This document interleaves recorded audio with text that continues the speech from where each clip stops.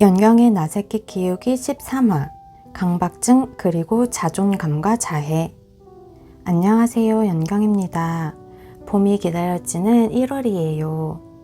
저는 요즘 집에서 김치도 담그고 고추장도 만들고 고양이들 습식도 대량 생산하고 매일 아침 남편 도시락을 싸고 물건 정리도 하는 나날들을 보내고 있어요. 이렇게 대본을 쓰기 시작하고 정작 녹음은 더 한참 뒤에 하네요. 1월 10일까지 다 읽어야지 했던 책은 다 못 읽었고 영상도 일주일 내로 올려야지 했는데 아시다시피 못 올렸어요. 그래서 자책하고 있어요. 지금 저는 예약제로 카페를 운영하고 있거든요. 예약이 없는 날은 집에 있는데 아무래도 집에 있는 시간이 길어지게 되니 집안일에 치중을 하게 되어요.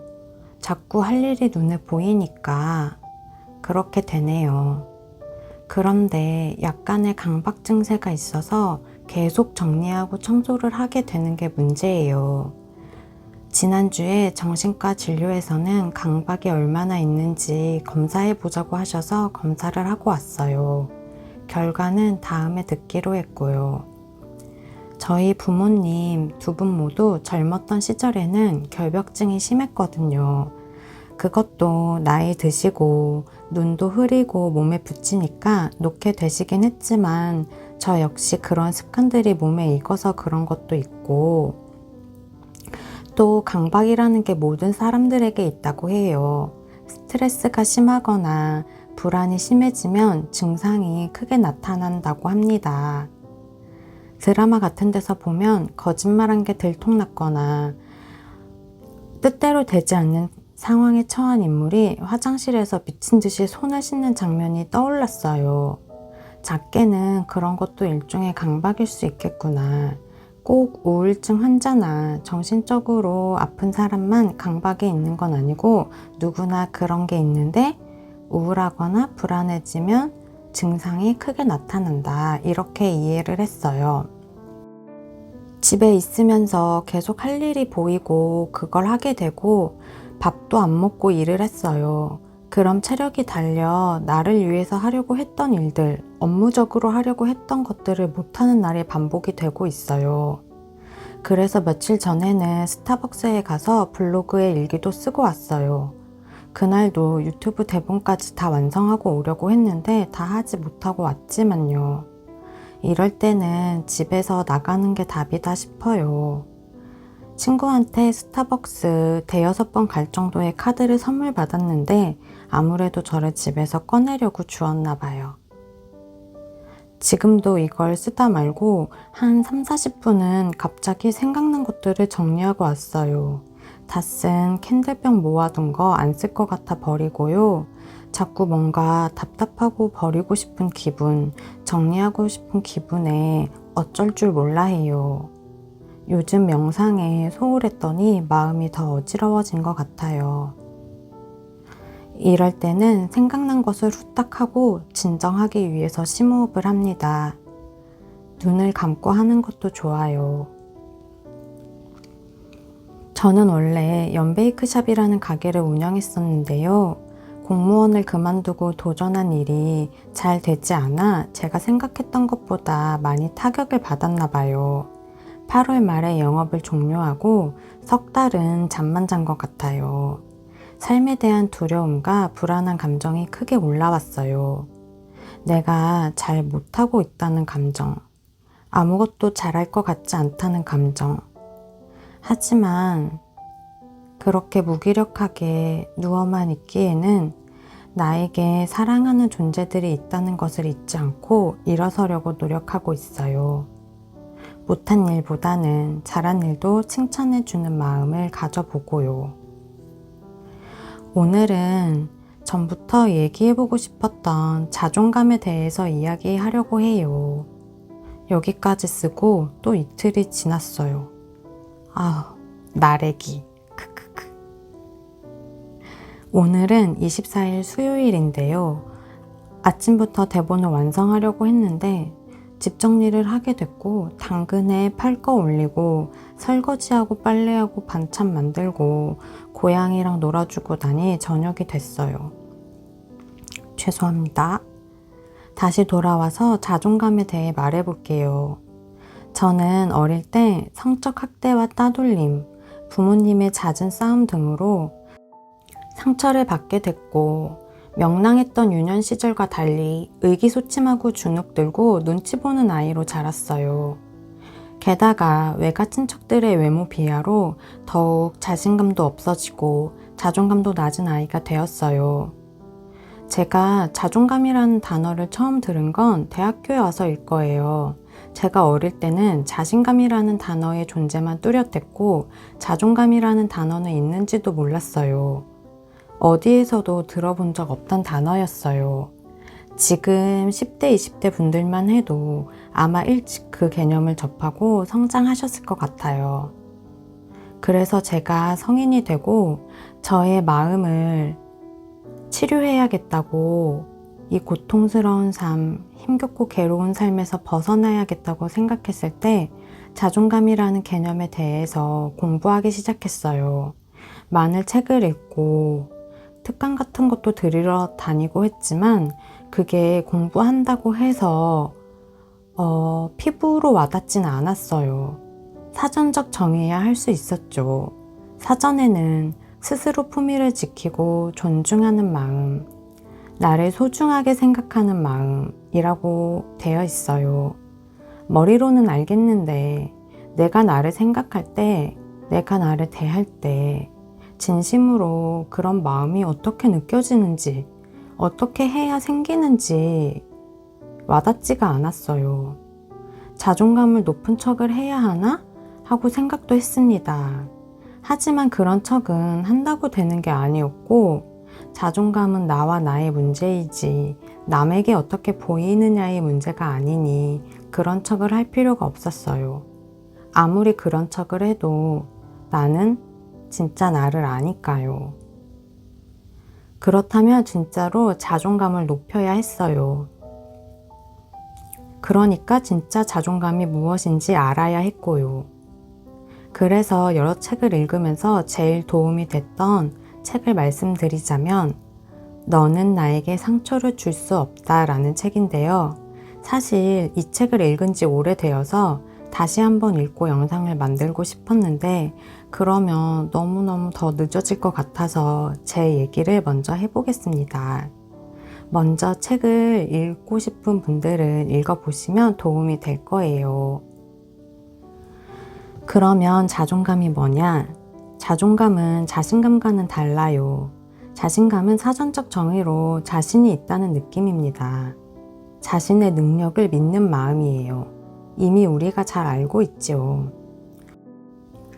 제 개인적으로 자신감은 자칫 방심하면 자만심에 빠져들게 할 수 있는 감정과 같다고 생각이 됩니다. 물론 자신감이 중요하지 않다는 건 아니에요. 제가 느끼고 알게 된 자존감은 자신을 사랑하는 것, 자신을 아끼는 것, 자신이 소중한 존재라는 것을 아는 것. 그것처럼 상대 역시 소중한 존재라는 것을 인정하는 것입니다.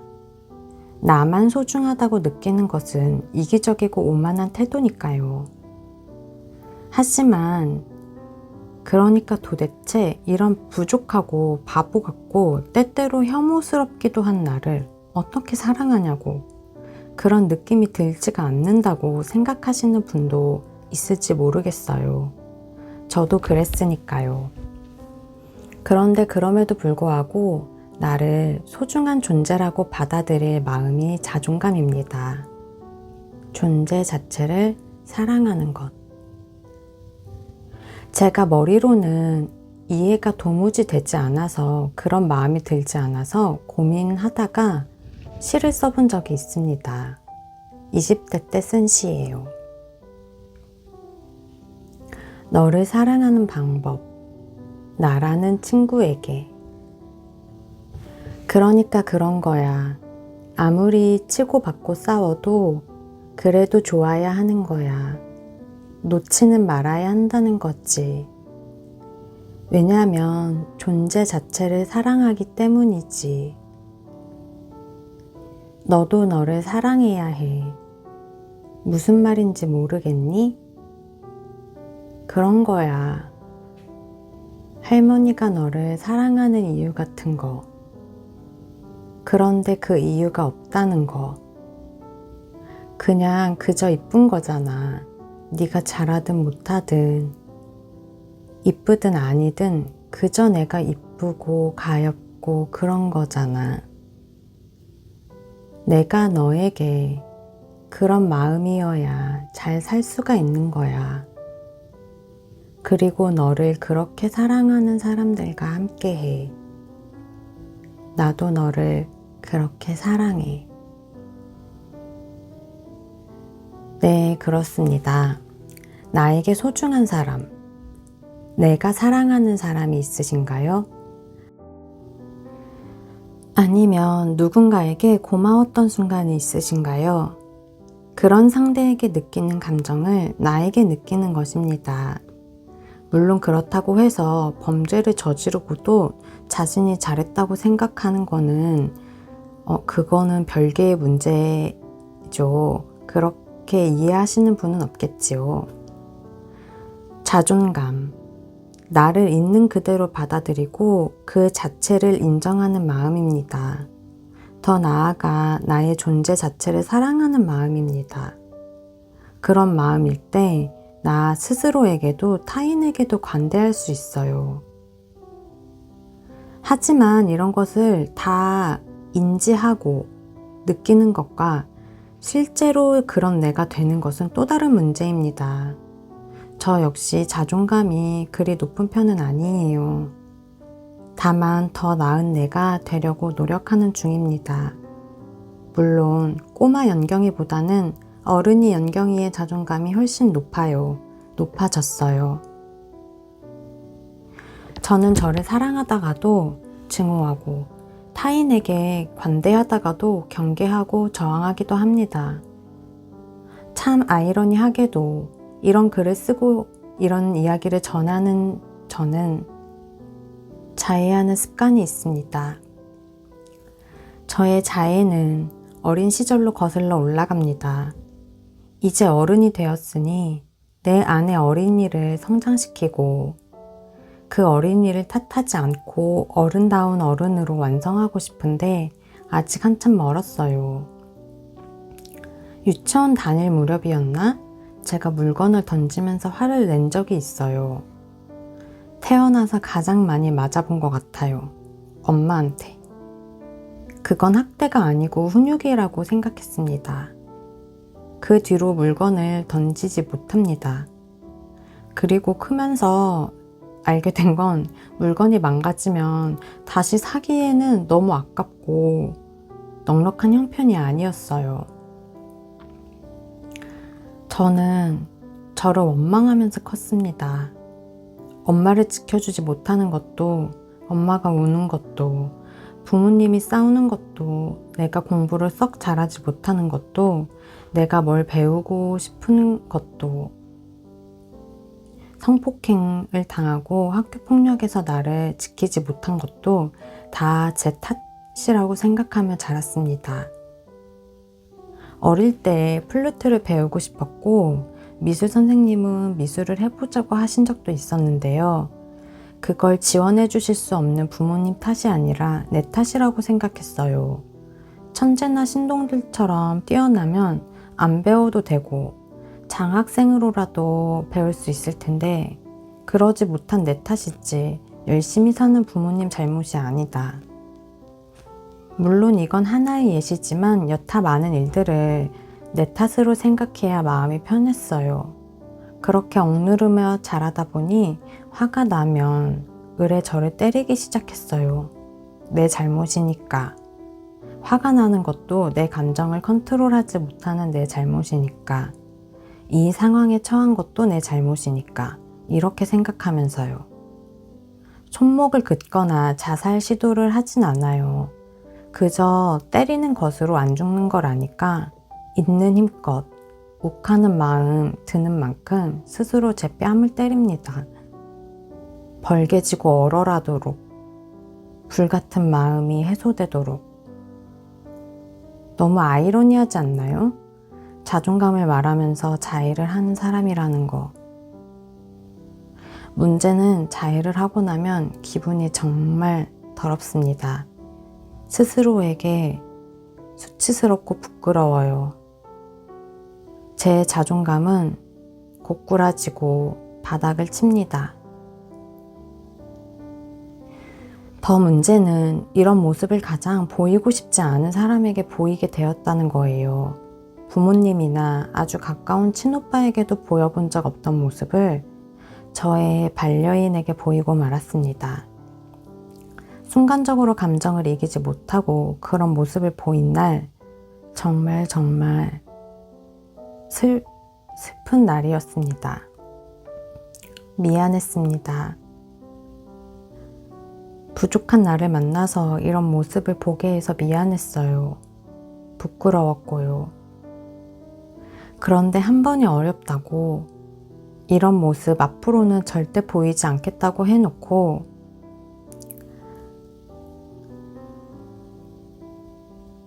그 후로 두세 번 더 그런 일이 있었습니다. 말 그대로 습관이 되어버린 것이죠. 이 고백은 구독자님들께 말씀드리는 것도 부끄러워요. 물론 그런 일이 자주 있는 것은 아니에요. 1년에 두세 번에서 서너 번 그런 것 같아요. 하지만 올해에는 그런 일이 없도록 하고 싶어요. 그만큼 저를 더 아껴주고 싶고 성장하는 나새끼가 되고 싶어요. 저희 부부도 잘 맞는 성격은 아니에요. 저는 완전한 F고 남편은 T입니다.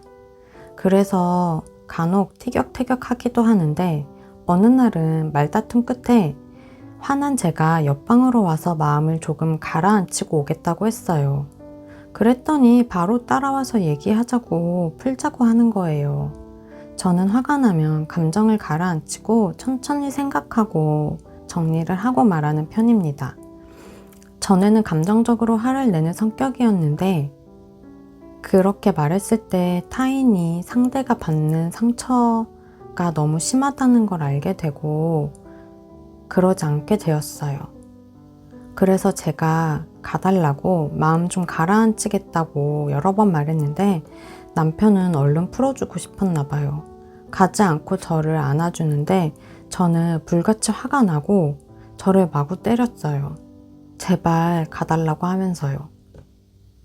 이런 상황에서도 건강하게 대처하는 나새끼가 되고 싶어요.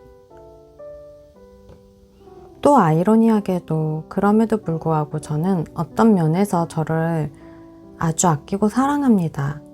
그러려고 노력해 왔다는 말이 더 맞는 것 같아요. 그저 힘들고 괴로웠던 하루하루들을 잘 버텨온 나. 그런 하루하루 속에서도 소소한 행복에 감사하며 버텨온 나. 수없이 죽고 싶었던 순간을 잘 지내보내온 나. 이런 내가 가엾고 장하고 대단하다고 때때로 멋지다고 생각해요. 이런 말을 제 입으로 하다니 부끄럽습니다. 이런 시절 속에서도 정말 열심히 공부해서 공무원 시험에 합격했던 것도 참 잘했다고 장하다고 생각해요. 하고 싶은 일에 도전하고 좌절하면서도 일어나려고 노력 중인 나를 응원해주고 싶습니다. 나를 성숙한 사람으로 키워내고 싶고 그러려고 노력하는 나의 모습이 좋아요. 그래서 요즘은 작은 일에도 성취하는 경험을 하려고 노력하고 있어요. 성취는 자존감을 높이는 것에 도움이 돼요. 크든 작든 뿌듯한 감정을 느껴보는 것은 중요합니다. 저는 공무원 시험을 합격했을 때 한 번 쑥 자존감이 자란 기분이었어요. 몸이 아파진 통제를 먹고 기어다니다시피 하면서도 자는 시간 빼고는 공부에 매진했던 독한 나. 그런 나로 살아봤던 경험이 저에게는 큰 자신이 되었어요. 그래서 지금도 그때를 생각하며 다시 일어나려고 합니다. 지금은 하루에 10분 명상하기, 1시간 운동하기, 책 읽기 이런 일들을 리스트에 두고 성취하려고 노력합니다. 카페는 예약제로 운영하고 있는데 오시는 분이 많지 않아서 자유시간이 많아요. 그런데도 이렇게 늦게 영상을 올리는 게 저도 이해가 안 돼요. 그리고 지금은 카페를 어떻게 해야 하나, 저의 진로를 어떻게 해야 하나 고민하고 있습니다. 위치를 옮겨야 할지, 방법을 바꾸어야 할지 등요. 최근에 구독자님 중에 한 분이 제 영상에 있는 배경을 보시고 가게를 찾아와 주셨어요. 치아바타 샌드위치도 바스크 치즈케이크도 너무 맛있다 해주셔서 뿌듯했어요. 저도 즐겁고 소중하고 감사한 시간이었습니다. 구독자님들은 자존감이 무엇라고 생각하시나요? 어떨 때 자존감이 높아진다고 생각하셨어요? 자존감 높은 사람은 어떤 사람이라고 생각하시나요? 이 질문을 쓰고 나니 저는 건강하게 화내는 방법을 아는 사람, 상처도 안 받고 좌절도 안 하는 사람이 아니라 상처받고 좌절해도 금방 다시 일어나는 사람, 회복 탄력성이 좋은 사람이라고 하죠. 나와 타인을 함께 사랑하는 사람, 성장하는 사람, 삶을 즐길 줄 아는 사람, 감사할 줄 아는 사람, 이런 사람이 되고 싶다는 생각이 들었어요. 긴 이야기 들어주셔서 또 너무 늦게 왔는데 기다려주셔서 정말 죄송하고 감사하고 면목이 없어요. 구독자님들 더 사라지기 전에 정신 차리고 더 열심히 해볼게요. 양치기 소녀 같지만, 소녀는 아니지만 더 열심히 해볼게요. 그리고 제 인스타나 블로그 오시면 귀여운 고양이와 부부싸움을 한 썰 등도 읽으실 수 있어요. 이번 주도 얼마 남지 않았는데요 라고 하기엔 제가 주말 전에 올리려고 했는데 아무튼 지난주 며칠 너무 추웠어요. 몸도 마음도 따뜻하셨으면 해요. 저는 이번 영상 올리자마자 또 바로 다음 영상 대본 쓰는 게 제 목표예요. 저에게 잔소리를 해주세요. 무기력하지 않도록. 강박 증세로 안절부절하지 못하는 저에게 잔소리를 해주세요. 저는 이렇게 이야기 나누고 영상 올리고 위로를 해드릴 수 있고 또 이렇게 위로받는 영상 올리고 위로를 드리고 위로를 받는 이 일이 좋아요. 네, 이럴 줄 알았다 싶게 1월도 정말 며칠 남지 않았어요. 1월에 하려고 했던 일들 열심히 해보면서 지낼게요. 금방 다시 만나요. 양치기 아줌마, 양치기 언니, 양치기 누나, 양치기 이모, 양치기 동생, 양치기 친구 되지 않도록 돌아오겠습니다. 고맙습니다. 정말 감사합니다.